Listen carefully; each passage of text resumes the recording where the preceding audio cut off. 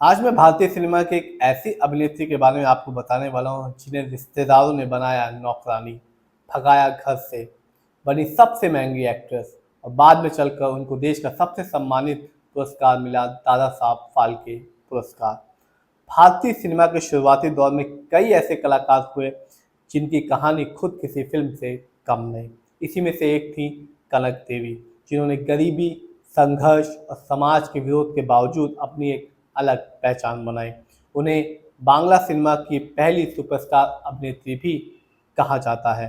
उस समय जब फिल्मों में महिलाओं की मौजूदगी बेहद कम थी, कनक देवी ने अपनी कड़ी मेहनत और हुनर के दम से दर्शकों का दिल जीत लिया था। कनक देवी का जन्म 22 अप्रैल 1916 में पश्चिम बंगाल के हावड़ा में हुआ। बचपन से ही उनकी जिंदगी आसान बिल्कुल नहीं थी। जब वो छोटी थी तभी उनके पिता का निधन हो गया और परिवार पर आर्थिक संकट आ गया। घर चलाने की पूरी जिम्मेदारी उनकी मां पर आ गई और छोटी उम्र से ही कनक ने भी काम करना शुरू कर दिया था। पढ़ाई की उम्र में उन्होंने मुश्किल हालात देखे, लेकिन यही संघर्ष आगे चलकर उनकी सबसे बड़ी ताकत बनने वाला था। महज 10 साल की उम्र में उन्होंने फिल्मों में कदम रखा।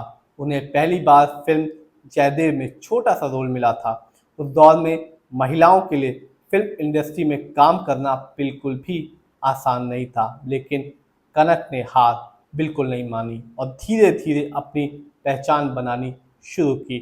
शुरुआत में वो बाल कलाकार के रूप में नजर आईं, लेकिन जल्द ही उनकी प्रतिभा लोगों के बीच चर्चा का विषय बन गई थी। तो कनक देवी ने बचपन से ही संघर्ष देखा था और यही संघर्ष उनकी सबसे बड़ी आगे चल के ताकत बनने वाली थी।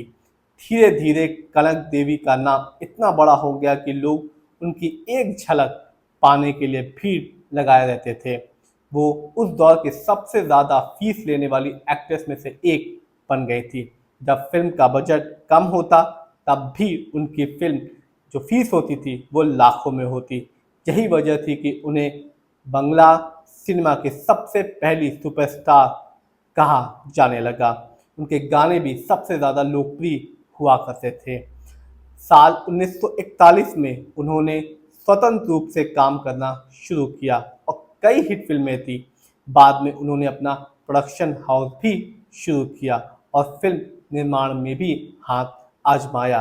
ये उस दौर में बहुत बड़ी बात हुआ करती थी, क्योंकि जब महिलाओं की जो पार्टिसिपेशन था उस समय 1940-50 के दौर में महिलाएं बहुत ही कम होती थी उस समय फिल्म इंडस्ट्री में, लेकिन कनक देवी ने अपनी कड़ी मेहनत के बाद अपना एक खास मुकाम बनाया था फिल्म इंडस्ट्री में। उनके योगदान को देखते हुए कई बड़े सम्मान उनको मिले।